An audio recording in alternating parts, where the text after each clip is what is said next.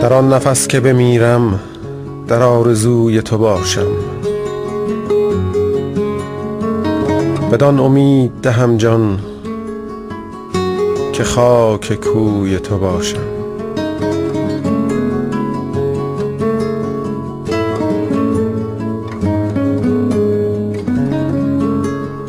به وقت صبح قیامت که سر ز خاک برآرم،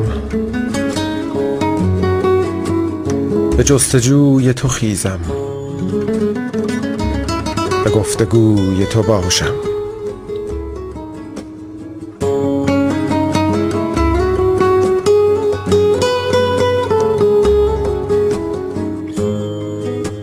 به مجمعی که درآیند شاهدان دو عالم، نظر به سوی تو دارم، غلام روی تو باشم.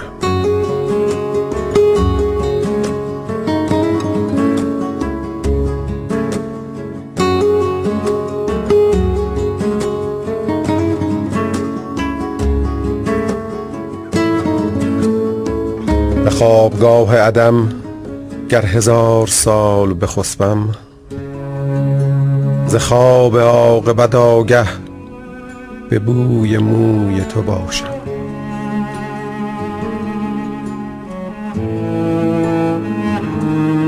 حدیث روضه نگویم، گل بهشت نبویم،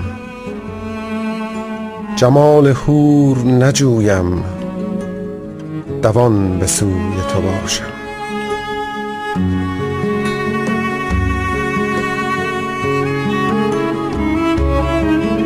می بهشت ننوشم ز دست ساقی رضوان، می بهشت ننوشم ز دست ساقی رضوان. مرا به باده چه حاجت،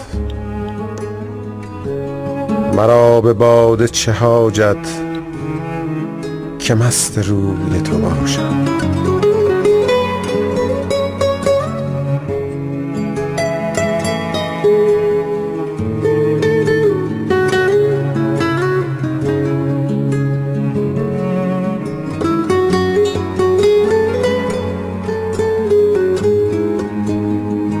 در آن نفس که بمیرم در آرزوی تو باشم،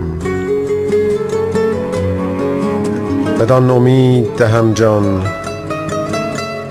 که خاک کوی تو باشم.